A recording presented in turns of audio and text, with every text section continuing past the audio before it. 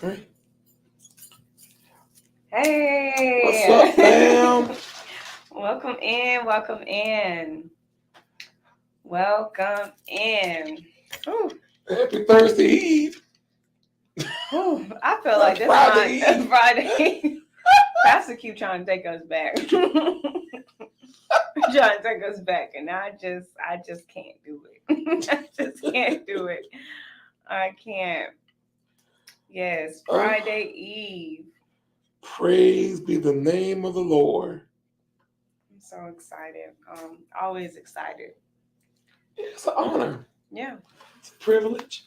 Long week, but to God be the glory. Yeah, we made it through. We Made made it through the it. week. He's faithful. Yes, he is. Yeah. So what's going on? Is. You know, every time I think we just every time I get here, I just get like I know you say supposedly I'm the counselor in a sense. Yeah. I just be sitting here and want to just tell it all. Like, y'all, if them kids don't do it, I don't know what will. Because, Lord, oh gosh, they're a trip. They're a trip though. But you know, it's been. I don't know if y'all been feeling it, but it's like days are going by fast. It was this week. Has just went by fast. Right. I'm in the classroom trying to teach. Next thing you know, the bell ringing, going. I'm like, wait a minute, hold on. Gotta get myself together. Yeah, look, we are quickly headed to Thanksgiving. Yes. And the trees are going up and the lights are coming out. And oh my. It'll be Christmas. Yes, I'm excited. And then 6 days after that, 2023. That's crazy to me. Yeah, maybe it's the anxiety of knowing like it's almost over. Yeah. You know. Yeah, this year is this it's year. It's the close of one thing and the entrance into a new. Oh, that's crazy. Yeah. That's so good though. Yeah. But it's like, oh God. Yeah, we were just doing? I mean, it's time for us to plan the Exodus. Just did that. Like, yeah. Which, by the way, I'm so excited. It's going to be at the bomb.com. That's going to be great. Yeah. That's going to be real great. You know, you can never go wrong with the Exodus experience. No, not at all. Not at all. So, that's going to be exciting. I think we're going to do it like how we did it last year. Okay. And we're just going to pound in there and oh my God. If you thought Holy Assembly was something. Oh, now that was something. That was something serious. Oh my God, I can't believe we made a mess like that. We tore that place up. Yeah. We all trying to fix it. Yeah, fix it back together. What kind of spirit y'all had on y'all? Oh, that was funny, but that was so worth it. So worth it. I'm very excited. That's gonna be good. Definitely share. Get some people in here. Y'all, I didn't tell Pastor what today was, but no. Today is actually National Men Make Dinner Day. What? Yes, look it up. Man made dinner? Men Make Dinner. National Men Make Dinner Day. Yes. November the 3rd. Mark it in your calendars for 2023, November the 3rd. So that means I'm supposed to make dinner? Yes, it's going to be on the Friday next year, 2023. So, ladies, plan. Go ahead and put that out there. I'm just a messenger. I right. Up and I'm just telling y'all what I see. I just told the news. I'm just a messenger. I'm just a messenger. You know they shoot messengers. They are, okay, but don't shoot the messenger. National Men Make Dinner Day. So go ahead and get that apron for them. Yeah. And get ready to conquer the world. Because that's what they said. Well, it's also National Sandwich Day. I said, let me clean it up. Okay. Some of the men ain't like that one. Yeah, give us a little hope for tomorrow. I guess. All right, I'm with you.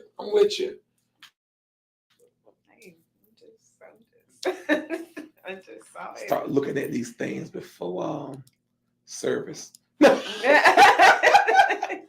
that's good. I remember one time I tried to cook for Pastor Hope. Well, She said, I tried to cook because I can cook. I tried to do something out of my cooking regimen for her. Mm-hmm. I did something like a stir-fry rice. Ah. And hope are you on here? What else was it? It was something else I did. But anyway, I went through all the trouble of doing it, dirtied the whole house up trying to get it done. And then she uncomfortably sits down. Now, when she was learning to cook, I put my smile on my face, but she was nervous. She sat down. She tried to eat it and whatever. She said, "Okay, baby, that was good." I said, "No, you didn't like it." And then I learned she doesn't eat stir-fry rice. So that was an early part of our marriage, and so the getting to know you spell. Oh, I love it. Yeah, you think so? Well, I was just going to tell you when you get married and your husband mess up because he doesn't know that part of you. Mm-hmm. You be a little kind, be a little gracious. Let him know, and don't be walking around the house slamming pots and stuff. Talking about he ought to know better. Now, mind you, Hope did not do that. I'm just. Yeah, just okay. Yeah. Mm-hmm. Aww. So, or did I tell you about the time that we can move on? I told you about the time she had to preach somewhere and she was sick, and so she didn't go and she didn't cook. I didn't want to bother her with cooking, and so I said, well, what I'm gonna do is I'm gonna stop and get something to eat on the way in, and I pull up to the house. Hope had macaroni and cheese, rice, collards, baked chicken, fried chicken. I mean, she cooked. And I thought she was all excited. Baby, I cooked. And I was like, Hope, I thought you were sick. No, baby, you've been out working. I just wanted to make sure. And so I was like, I said, but you didn't have to do it. I said, well, just give me a moment. Let me see. I'm just tired. It was a good service, sit right here. I said, Lord, I got to figure this thing out. Gotta get rid of this food. Get rid of this food. What can I do? So, all right, just sit there and eat a couple of bites, and then you come back get for leftovers. I sat at the table and tried to, that's probably why I got this barely nothing. Oh, gosh. So I finally came clean.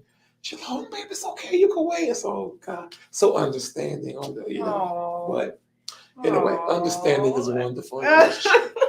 Maybe they'll do of course they'll do some type of relationship goals for us one Thursday. Maybe a Thursday I clock out. We already have our schedule planned. I'm trying to our stuff. So, anywho. Oh gosh, that is funny, but that's beautiful. But yes, ladies, once again, mark your calendars. 2023, November the 3rd. So, moving along. Well, how are you doing? How's this week looking for you? It looks pretty good. Yeah. I guess every week is good. It's just the nuances of the week is what gets me in trouble, I guess. Yeah, definitely. So it's I've been playing catch up with homework, and I found out some stuff about my financial aid. I thought that was great. Okay. And then so it was pretty cool. So it was a good week. I really got to, one day I'm going to go into what I call fun mode. Okay. That's not today. I'm working a lot lately. I'm working a lot. Yeah. I'm trying to get to I think once I actually planned out my whole education path. Mm-hmm. I'm a little disappointed by it, but it's planned. It's planned. Yeah. And so you have a plan. I have a plan. I wanted to, since it's towards the end of the year, I wanted to have my doctorate by the time I was 40. But it looked like I'm going to be a year or two off. And so I said, okay, whatever. But there's a but. I figured out the schools I was going to go to.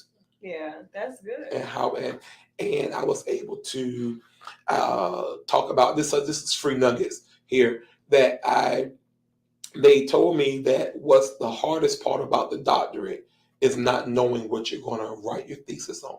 Very true. Yeah. And so you should formulate your thought, now, so that you can begin, And so I've always had it. Well, I'm always going on. This is how we be at school. Right. Not saying we don't work. Right. We on our breaks. Yeah. On our breaks. Yeah. On our breaks. So I've always wanted to be a theologian because I love the academic side of scripture. But in reality, the things that I'm passionate about, the things that I do, doesn't necessarily match that. Yeah. And so I rather continue to invest in theology books and maybe take some seminars here or there to keep myself sharp. But I identified my key components of my ministry. Right. And so I was able to clarify my degree path because I wanted to make sure that not only do I have influence, but I have the scholarly proportion of it as well. Right. Because it's important to be skillful, but it's also important to be developed and trained. And sometimes we have a habit of writing off of gifts and not developing the full potential of the gift. Right. Because people are wowed by our natural ability. But how much more impactful could you be if your natural ability was sharpened? Yeah. And you are now able to be more pointed with what you do.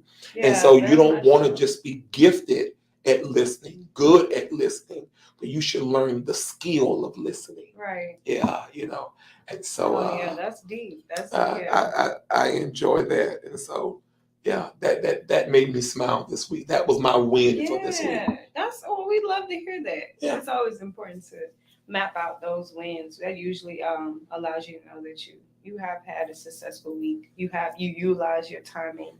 It was productive and all that stuff. So very happy of that. We'll definitely continue to keep you lifted up. Yeah. Another thing I want to know about your win for the week.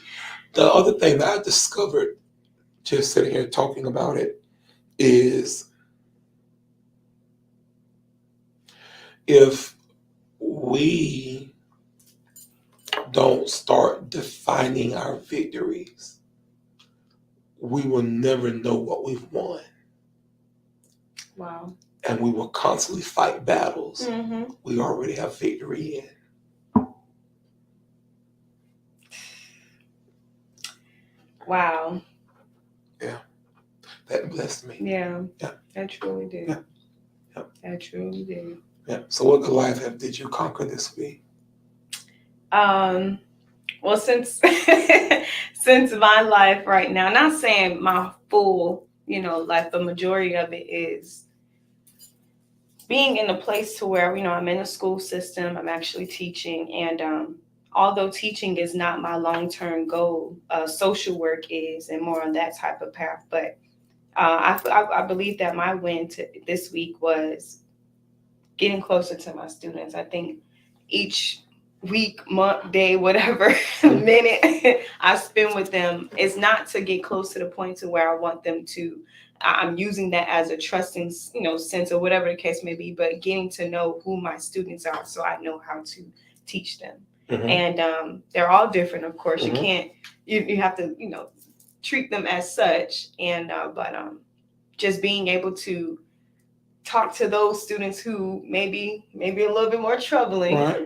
But getting them to at least do something. And I had a student today who actually turned in work, and boy, don't he give me some trouble. But he turned it in, and he also came to my class later today, my last class, just to say, well, can I just sit in here? So I was like, okay, whatever. So that's a win. You just won Miss McLeod's card. I just let him sit down. Like, go ahead. But that's a win for me, knowing that I'm able to utilize these skills that my social work skills aren't going to waste. Exactly. Yeah. Yeah. Yeah. I'm glad you discovered. I was waiting for you to get Ah, there. So I'm glad that I get happened. him. I get him. Yeah. Yeah, definitely. Well, That is my win. Hope hey, y'all have some good wins this week. yeah. All right. So, what you got for us tonight? Oh, well, what I got well, y'all, this is gonna bless me, and I know it's truly gonna bless y'all. We've been doing this fast. Oh, this good old fast. This fast. And we're just truly excited about the fasting that God called us to. Knowing that it's needed for our church, and we're always glad to know that one, God has called us to fast, meaning that it's a purpose, it's a mission that we need to be, that we're on track to do so. I'm glad that He did, so we can get to that point. But now we're wrapping up. This has went by fast. This was quick. Yeah. This was really quick. Yeah. We're on, so this week we cut down the meals to 2. Mm-hmm. And next week is going to be cut down to 1. Whew. And the last day. Jesus. Jesus.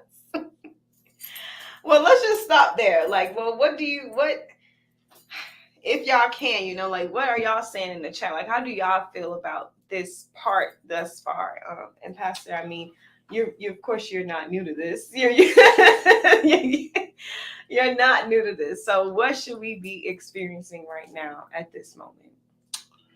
I think the at this point you're getting into the grunt of it. You're I guess you've been building your muscles. And so now the regiment is becoming a way of life for you. Okay. Right? Which means that you can begin to lose interest. Right? Okay. I remember when I started going to the gym, I was very all over the place.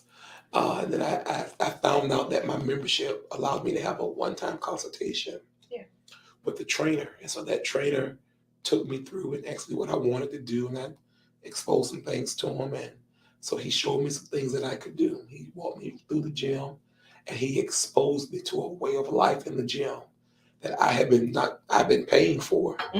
Right. I always had access to it. Yeah. I just didn't know how to use it, how to fully walk in it. And so that's probably a word by itself. That is a word.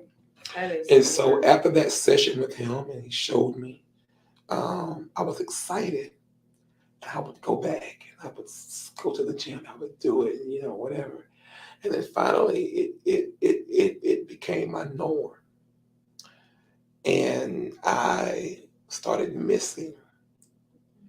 And I learned something. And I used to watch it in believers as well, especially when they first joined. When they first joined our church, they're very excited. They're hyped about what's happening. This is different. This is new. But then they start getting bored, right? Because it becomes common. It's what I'm expecting. That's what I'm used to. And so I think that's James. Although he's talking about trials and tribulations, I still think the statement is worth talking about. Right. He says, knowing this. Our salvation is not built on feelings. I'm not fasting because I feel fasting. Right. I was called to fast. I was called to pray. I was called to study my word. I was called to discipline my life and prioritize God. But it's not because I feel it. Yeah. Right? I'm operating like this because I know something. I know that this is the discipline that's keeping me. This is the discipline that's growing me. And this is the discipline that's sending me on a discovery of who I am in God. So, like I did earlier when I talked about my win for the week, although it's not important to anyone else, it's important to me. But how did I discover that? Why is that so important to me? Well, it goes back to, if you notice, I pointed out, I attached it back to where I believe God was calling me. Right.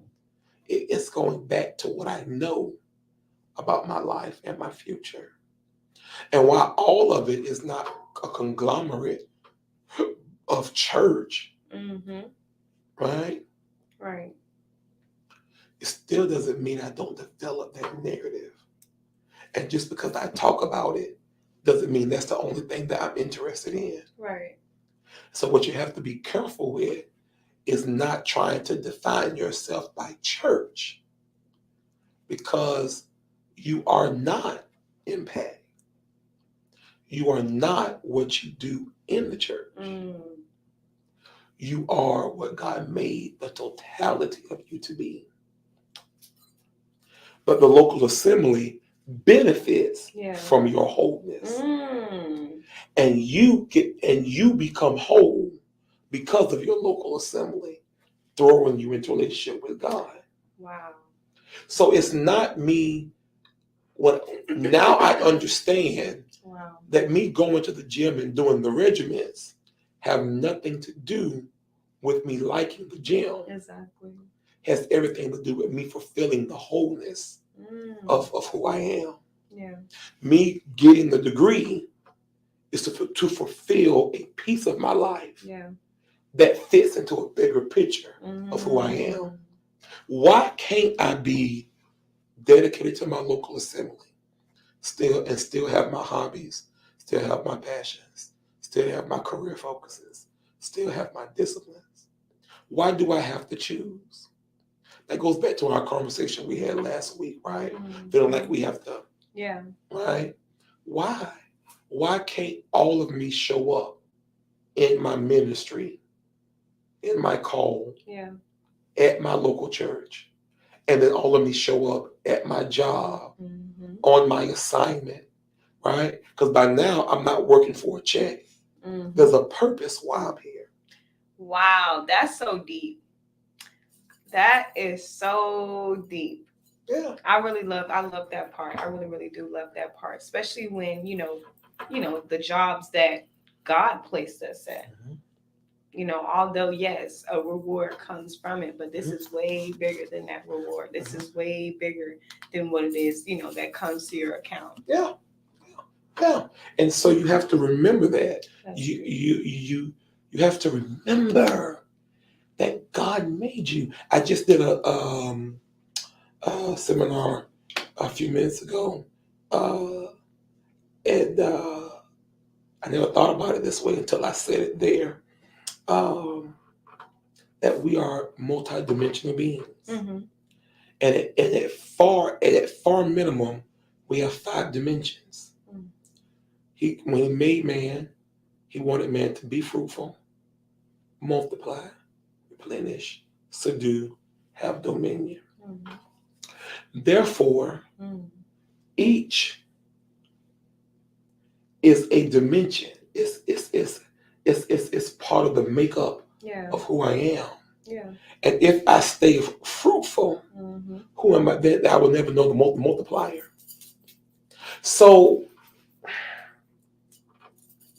am I really bored with God, or am I unfocused in the journey? Yeah. Have I isolated God to just the sanctuary, the Zoom sanctuary, the Facebook Live, the ReHash, the YouTube, the daily Roku, devotions. Right. Has he been? Am I making God my entertainer? Or are we in a relationship? Yeah. Because contrary to popular opinion, if you don't develop this nuance and discover this now, this will spill over into every relationship in your life. Yeah. Right?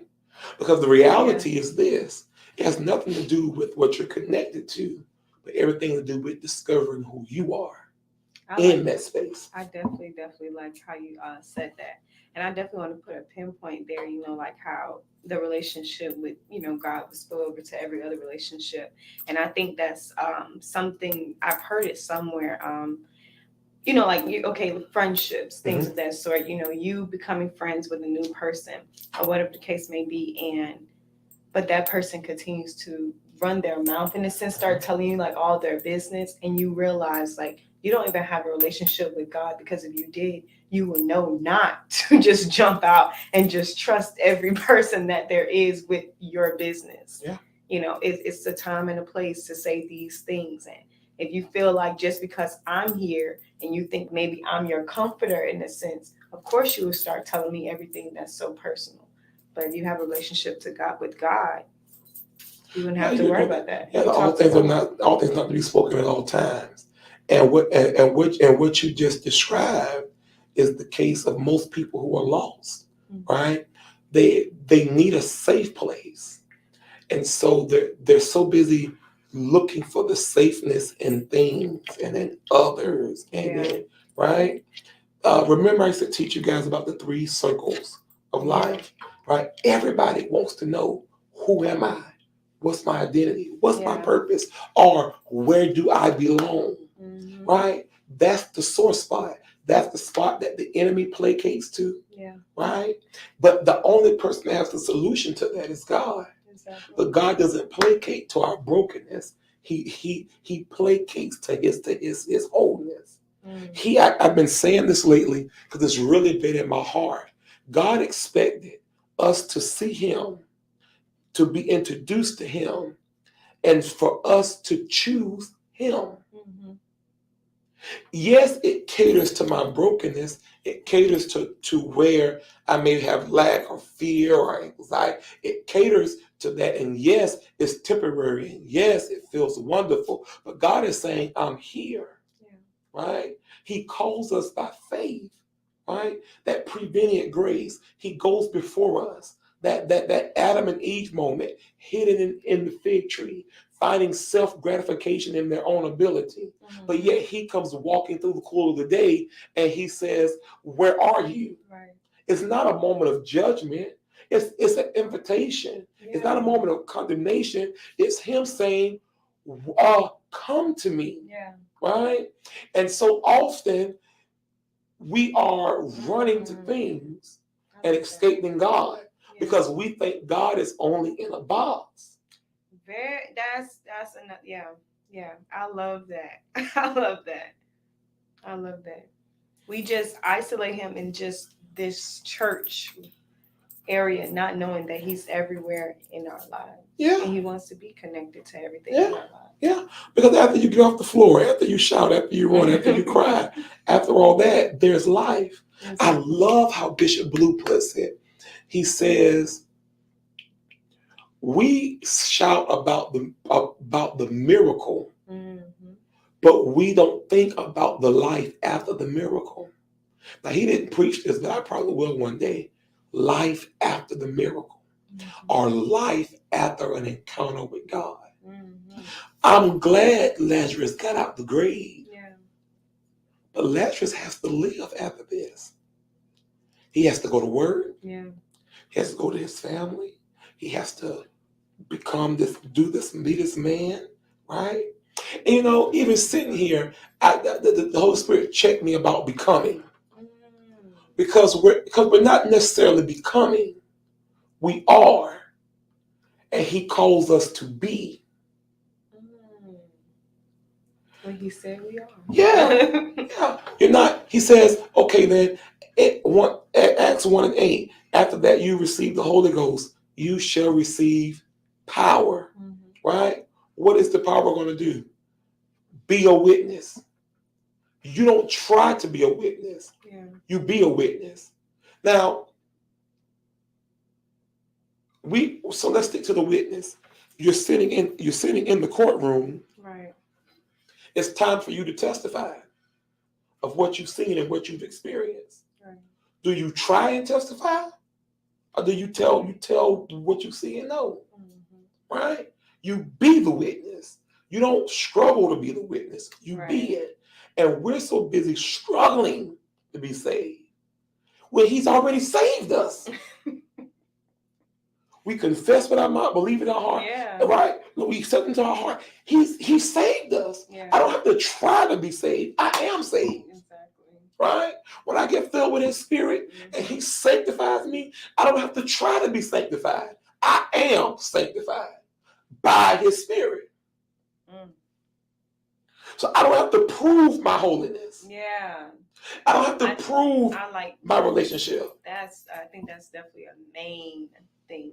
Proving that you're holy, proving that you are saved and sanctified and things of that sort. Like, why does it have to look like something specific when he's already saved? He's already done. Think about this. When he says this, he says, John 15, I am the branch, my father is the husbandman. Right? Then he goes on and he talks about, he said, I'm the vine, please forgive me. Jesus is the vine, God is the husbandman. It's his garden. He's the vine. He identifies us as branches. Watch this now. He doesn't call us fruit.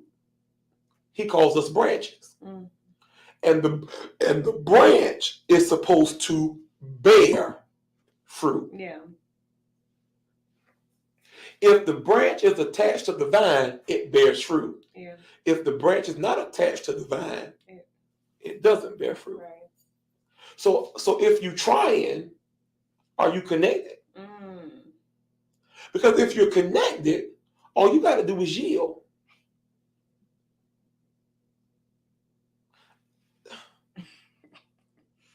So here we are trying to be legalistic in our salvific experience when it's all centered in relationship. Yeah.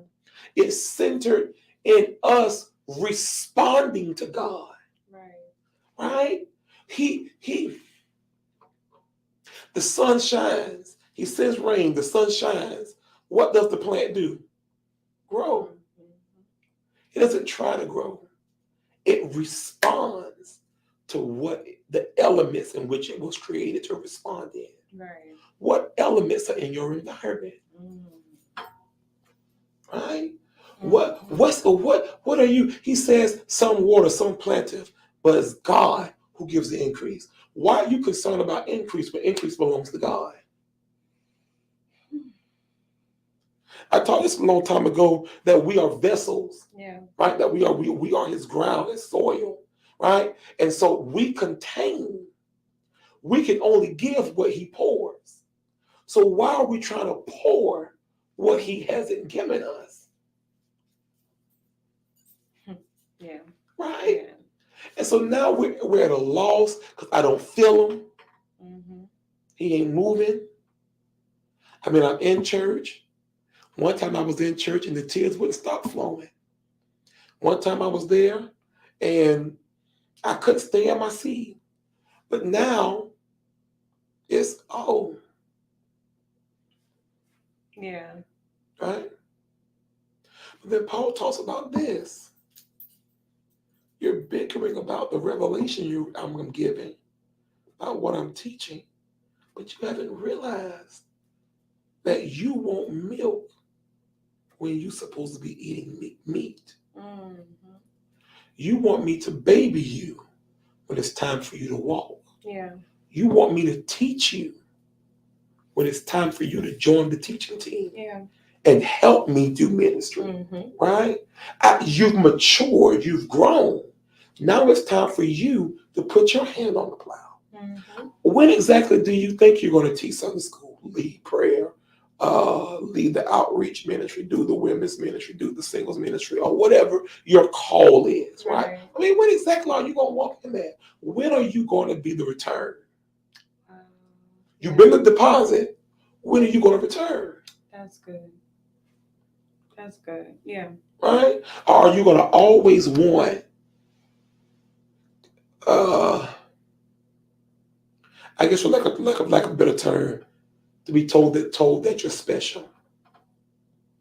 When we're being told you're special, it's almost like I have a cousin, and then I'll stop. I have a cousin. She is absolutely beautiful. I mean, she's beautiful. That girl can't walk nowhere without stopping some. I mean, she's beautiful. It's almost like she's the perfect woman. And she I mean, it would just fall for anybody. I had to tell, well, when are you going to decide that being pretty is not enough? I mean, what? I mean, how often do we have to? Does every single man have to tell you how special you are? When are you gonna say you special? Yeah. Right? And that's how we treat God. We jump from church to church, thing to thing, wanting to be affirmed when He's already affirmed us. Whom He called, He justifies. When He justifies, He qualifies. Right? He's already done that. Yeah. You know, and so I think that's what we should be looking at right now. When I get out of this fast, what is my assignment? Fasting, I've been humbling my soul, submitting my spirit, developing disciplines that's going to equip me. See, when I fast on these 40 days, I'm really fasting for next year. Yeah. What are you going to give me now? Well, I'm just posturing myself now so that I can kill the Goliaths in next year. Yeah. So I can build what you call me to build in the next year. So that I can have foresight into where I'm going next year. Right? Right. Other elements. Right? So what's in your prayer journal? What have you been? Come on, you've been documenting for 40 days. You went into this believing God, asking God. Yeah. Right? Okay, then when you are 2 weeks away, watch your voice and calm down. Okay. You are literally a week and some change away from the conclusion of the time that you set yourself apart unto God, so that He could do a work in you. What you coming out with? Yeah. Now, I mean, I understand we're talking about your personal life, but how is your church going to shift? How is your finances going to shift? How are the relationships you're in going to shift? How is your environment going to shift? That's good. Because you've been gone for 40 days. Don't nothing change? You ain't got no direction? What were you doing? We say it's 40 days, but technically, if you include the weekends, we're well over 40. Right? What exactly has God been doing? Have we even taken the time to begin to reflect? Yeah. And begin to go back and look through. What has God answered? What did you not notice God did? And then what did God deal with that wasn't on the list that's positioned you to walk in what's on your list? See, you don't got time to get bored with God. Yeah. It's too much to contemplate on, to reflect, to remember, to look forward to. Right? And if it's all on the responsibility of the pastor, then why did God send you there? Yeah. That's good. That's good, especially as you were well, it brought me into two things. I think one mainly, and I was supposed to put a pinpoint on this earlier when you were saying like why you want us to stay pretty much submitted to like the voice or one voice and things of that sort, because now that we're coming towards the end, we knew that God set us apart for a reason. And, of course, if we would have been in other people's church or listened to other words and things of that sort, that would have took us off the assignment that God has placed for, us specifically as a church, even though He was working individually in our lives. So I do like that part, and knowing that we couldn't operate in a whole nother season, because that's not the season we're in right now. But just the whole fact of going back to look at the documents that you have. From, and as you said that really just touched me, because I'm like, yeah, I do need to go back and see what it is that I said, because, wow, just thinking, I just wrote day one. Like, I just wrote day one on the journal, fasting, 6 a.m. prayer, 10 p.m. prayer, like, so it's crazy how it went this fast, but it's like God has been doing things. Testimonies have been coming up. I always do appreciate those. So it's not like God. So powerful. So powerful. Yeah. So powerful. So God is definitely doing something. So I'm very certain that we should all have some type of direction when we're done with this fast. Pastor, that was really good. I do appreciate it. You blessing us with that. So, I mean, what I guess my only thing is just like, yes, we're going back into, well, after next week, going back into, I don't want to say going back into the world, but taking the glasses off, maybe, taking the glasses off, taking the earplugs out and things of that sort. We've been submitted, with God. We've isolated with God. And now we're going back into with knowing the things that we know now. Like, how do we keep that sacred? How do we keep that on, on lock? Is it something we keep, sacred for sure? I think I often say this, that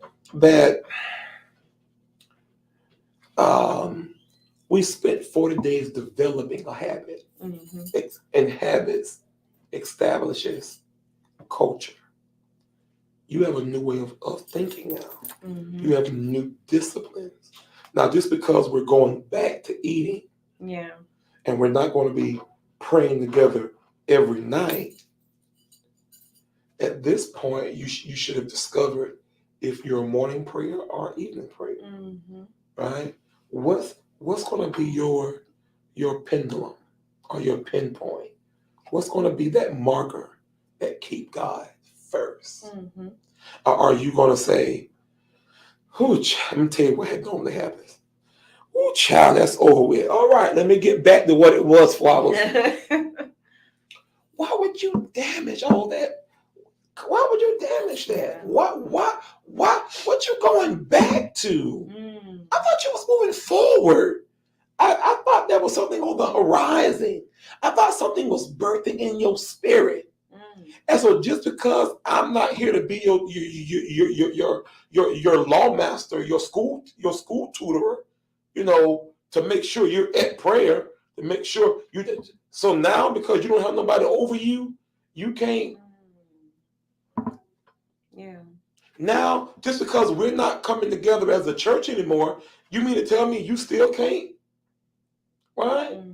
When are you going to be responsible for your relationship? Yeah. And then, like we talked about last night in prayer, about that unity narrative, that we're a family. Yeah. You mean to tell me I can't pick up the phone and we pray together? We can't establish something in the church. Pastor, I know you've been having prayer on Thursdays, but we want to take prayer and move it a little earlier because we working jobs now. Okay. Right? Let us lead prayer. You don't have to be there. We'll lead the prayer. And then you be just as dedicated to it as you saw me be dedicated. Right? As your conviction leads. Because now a ministry of prayer has been birthed out of me. Mama Hope, Pastor Hope, I want to do something with the women around singleness. I feel like God is calling us. And I mean, come on, we should, right now, if I ask you, I might just. Wait, like the church? No, like now. Okay. What's the burden on your heart? We've been praying. God's been working in us individually, working in us corporately. Surely He's been showing us what He's been calling us to do. That's good. What kind of desires are coming up out of you now? That's so good. Right?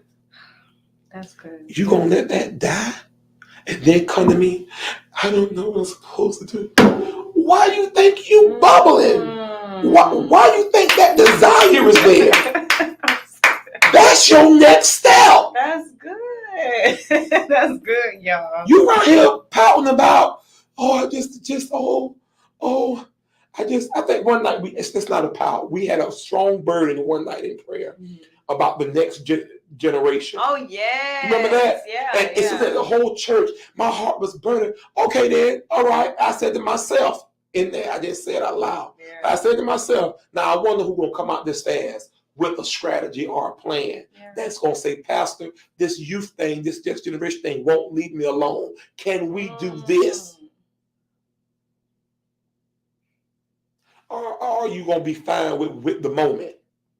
Because this is what happens when your salvation is reduced to emotions. It just becomes a moment. That was powerful.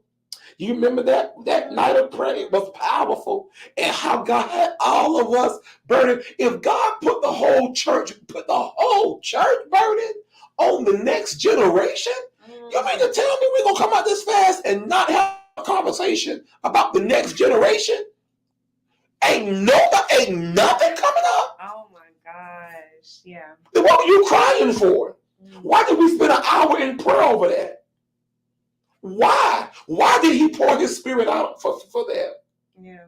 It wasn't for the goosebumps. Yeah. It wasn't for your tears. Not for the experience, for the high. It's for us to do something. That's good. I like how you said that, like with the whole like our desires, like that was so good, because a lot of times people are still lost on what am I called to do. Yep. What am I called to do? Yep. And he's been revealing that. Yeah. And so now, like for instance, I think this is funny too. I've been watching in the church. So if you notice lately in our discipleship groups, when I do Sunday nights, Thursdays, I'm even doing it with you a lot lately. I'm making room for you to insert. I'm not dominating. Now we all know I can preach 2-3 hours, and won't come off the air. I have to look and say, y'all all right? Can we keep going? Are you good? Right? But lately I've been stopping. Talk to me. What are you hearing? Yeah. What's up? What is it? What do you see? Or I'm reading the text. What you see in the text? Right? What am I doing? I'm trying to get you to see that you have in you the ability to articulate God and his word. That is no longer, oh, pastor.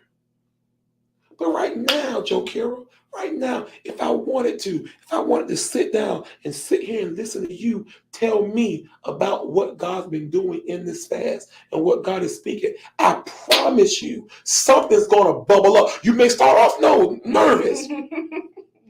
You may give me that look. You may, right? But if you step a little into that direction, something gonna bubble. Yeah.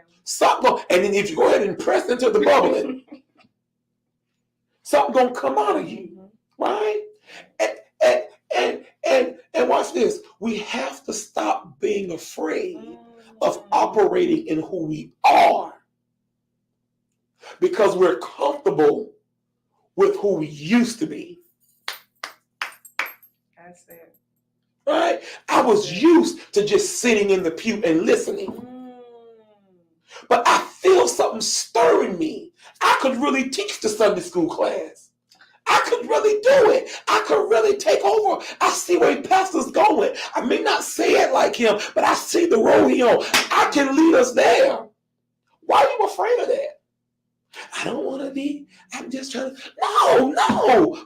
If you can get in front of a camera and tell people your life story and post it and be a social media influence, you mean to tell me you can't let God let you step out on that thing and you articulate God? That is so good. You walked with him. You was praying. You was fasting. You was reading your word. You was journaling. God said something. What did he say? What has he said? Right? I'm not putting you on the spot. I won't do that to you now, but no, that's good. Wow. Right? Wow. So wow. So we have to be willing to step out and stop classifying ourselves as unworthy and not deserving. And I don't know. I mean, why exactly do you think God's been making this investment? Come on, let's come on. Why exactly do you think the car came at the time he said the car was gonna come? After he put the job in your lap, right? Why exactly did he move you to Columbia? Kept you in Florence? What was it? What moved you to Atlanta? Why? Right? Obviously, he's about to get something out of you. Yeah. Here you is walking around talking about, I don't know. I just don't feel. No, you don't. No, it's not a feeling. You have to know. I'm not trivializing, because I too have been looking for feeling. Yeah. Right? I know what that is. God, I don't feel you today. It's almost equivalent to when the youth director drove us to Myrtle Beach. We spent the night. She stayed up all night with us. It was time to go home. She had no sleep all week. And she tried to drive back to Columbia. That's a 2.5-hour drive. And she kept knocking the mailboxes over, almost running into ditches, and almost hit the cars. What? And wouldn't let nobody else drive because the car was in her name. Yeah. So we finally convinced her to pull over to the rest area to get sleep. When she woke up, she said, "Oh, Holy Spirit didn't tell me I was tired." Oh my God. You need goosebumps to know you sleeping? The power of God got to knock you upside the head for you to know? You know what? That's how we look. We right here running the cars in the mailboxes, about to run in ditches, wrap the car around tree. We go all along. You know the Lord is saying. The Lord ain't got to say it. You know. All you got to do is go to sleep. So what do you reckon? Just sitting on what God's saying. Because you want to feel it. I didn't feel that. I don't feel preaching every Am I supposed to say that live? I get ready to pray. I don't feel it. I mean, every now and then it hit me. But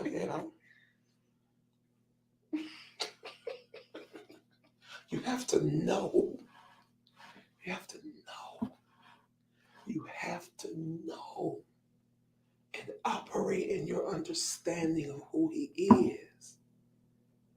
And don't forget to grow and ever learn him so that you can become, but not become, so that you can yield, you can be what you already are. Wow.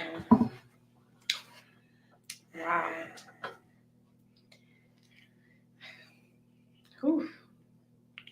This wig ain't glued on like it's supposed to, but boy, I'm telling you, this is so powerful. It's always so powerful on Thursdays. Always, always. Wow. Wow, that was good. That was deep. That was well needed, especially getting off slow sailing out the fast. Well, I would say slow, but it's fast sailing out the fast. That's definitely needed, knowing that we can't lose sight of what it is that God has been showing us during this fast and what he has been telling us, what we've been documenting, even during testimonies, listening to others' testimonies, things that are relevant to us as well. We can't lose sight of that. I really do appreciate that. Also knowing that we still have a mission for the church. We still have goals for the church. We still have goals for ourselves. So just utilizing that, that's really powerful. Yeah. And some of us still wait for our families to get saved and things of that sort. And here God is, saying these things, but we're not paying attention to it because, like you said, we don't feel. That's big. Yeah. I think it's important. I know we have to go, but to realize as well that existing isn't done by our ability. It's produced by God's ability. Mm-hmm. All we do is surrender. Mm-hmm. And not for church, but our life is a life surrendered. Right. Yeah, that's so important. I think the vocabulary is coming for us, Jokyra. I think it's coming after a while. One day we're gonna sit here, it's gonna map all out for us right there. It's gonna hit us now. That's good. We're forgetting we on live. Oh, Lord. All right. Well, we all out of time. Oh, that is funny. Oh, that is too funny. Well, once again, we always appreciate this. Always appreciate you guys coming, stopping in with us on Thursday. Ladies, mark your calendars, 2023. Don't. I mean, if I never gave you nothing, I gave you this. I'm giving you this. So you ain't hear from me, but definitely has been a wonderful, wonderful time. So I'm Jokyra. I'm Pastor McCants. This is ReHash. We'll see you next week.